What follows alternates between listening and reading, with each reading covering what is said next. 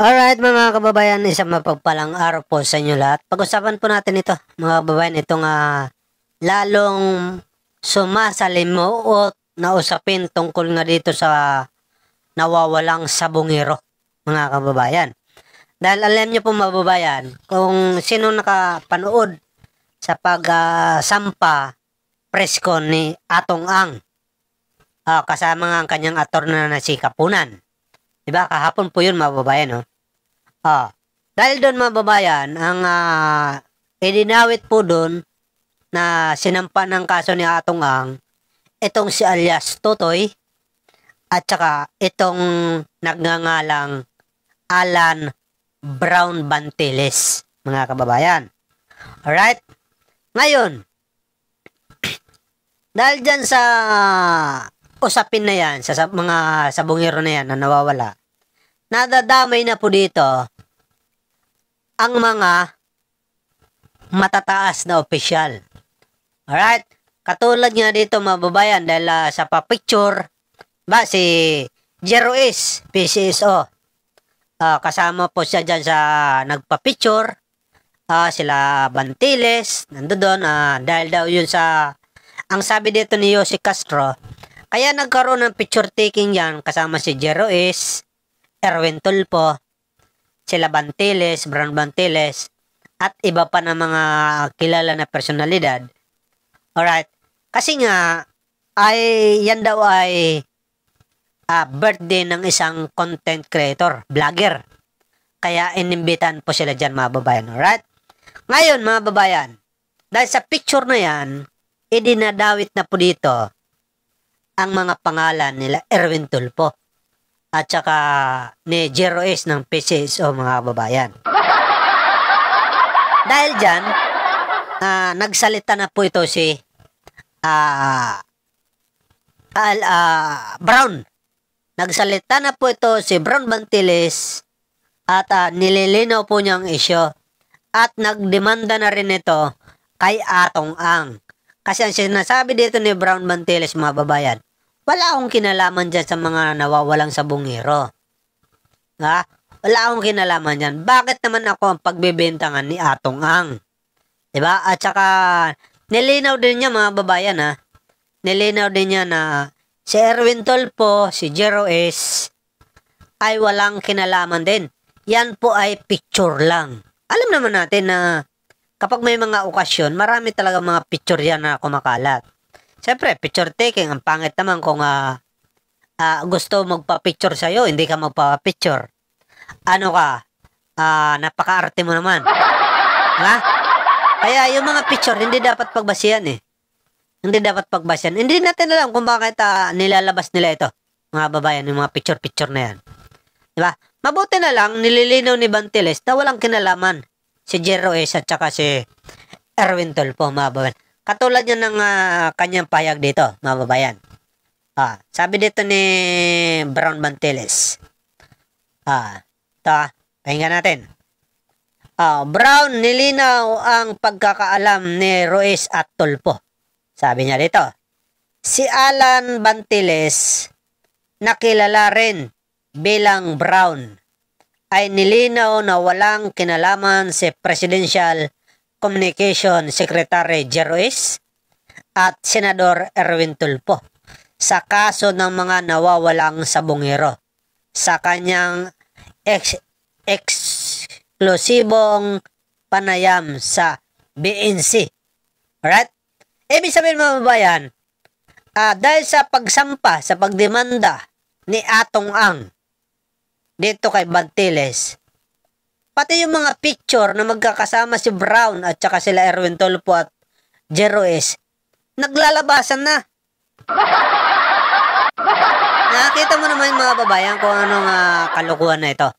Diba? Nandadamay. Imbis na maawat tuloy tayo mga kababayan dito sa kay EE, mukhang nahalata tuloy natin na parang gusto na lang niya mandamay. Malinaw naman ang sinasabi ni alias Totoy Wala namang binabanggit si alias Totoy na kasabwat yan si Jero S at saka si Erwin Tulfo. Diba? At nilinaw din ni Brown, na walang kinalaman mga yan. Picture-picture lang yan dahil mayroon nga party-party. Di po ba mga babayan? Sabi pa niya dito, ayon kay Bantiles na ikinakasuhan ng gaming mogul na si Charlie Atong Ang ng pagtatangkang pang-extort ng 300 million. Dahil pala dyan, sa 300 million na yan, hindi nakapanipaniwala. Sorry. Kasi kung talagang nag-extort ito, bakit hindi mo pina-entrap? Hindi ka lang naman pala magbibigay. Bakit mo pa pinalaki? Bakit hindi mo na lang tag dito in-entrap? Sinabi niya na walang kinalaman sina Ruiz at Tulfo sa mga operasyon ng Isabong. Ayan, malinaw mga babayan. Kaya ang mga balibalita dyan dahil sa picture-picture na yan, ay dinadamay nila ang senador. Na si Erwin Tulfo at saka si Jero S. Naku po, Atong Ang. Mukhang nako, parang lumalabas tuloy dito sa pinaggagawa ninyo dahilan na lang. Pakinggan natin mga babayan para mas malinaw. Narito ang balita dyan. Pakinggan natin ito. Pasok. See you in court.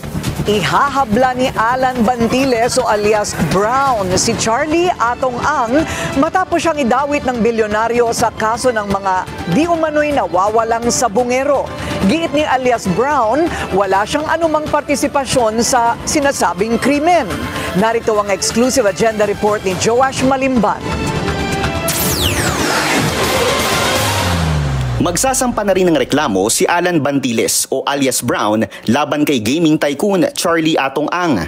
Yan ay matapos idawit ni Ang si Bantiles sa isinumite niyang complaint affidavit kahapon. Kasama si Bantiles sa mga sinampahan ng reklamo ni Ang sa Mandaluyong Prosecutor's Office. Ilan sa mga reklamong kanilang haharapin ay conspiracy to commit robbery, grave coercion at grave threats. Sa isang exclusive interview sa Billionaire News Channel, pinabulaanan ni Bantiles ang mga akusasyon ni Ang. Sa isinumiting affidavit, sinabi ni Ang na pinagplanuhan daw siyang patayin ni Dondon Patidongan o alias Totoy at ni alias Brown.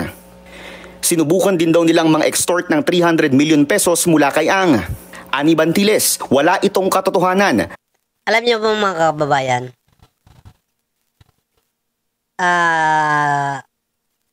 napakabait ni Brown Bantiles. Kaya malabo talaga yung binibintang ni Atong Ang dito. Si Brown Bantiles, nako, napaka matulungin ng tao na yan. Hindi ko na i-detalye kung paano ko nalaman. Diba? Kasi, siyempre, pero ako, marami tayong mga kakilala. Kapatid ko na lang. Kaya lang yung kapatid ko namatay na Yun. Talagang nagkukwento yun. Na naging amo niya si Bantiles, napakabait talaga. Yung kapatid ko na yun. Namatay lang yun napakabait ni Brown Bantiles. Tuwing pista raw, pumupunta raw yan dun sa lugar nila para mamigay ng pamasko kahit hindi naman niya kilala, kahit squatter. Diba? Tapos siya nasa subdivision. Diba? Napaka matulungin. Talagang pinagawa niya ng basta napakabait. Hindi mo makikita sa kanya na siya ay mamamatay. Hindi ganun. Hindi ganun. Yung sinasabi ni Atong Ang, diba, na extortion, parang hindi mo makikita sa kanya yan Parang malabo talaga sa totoo lang.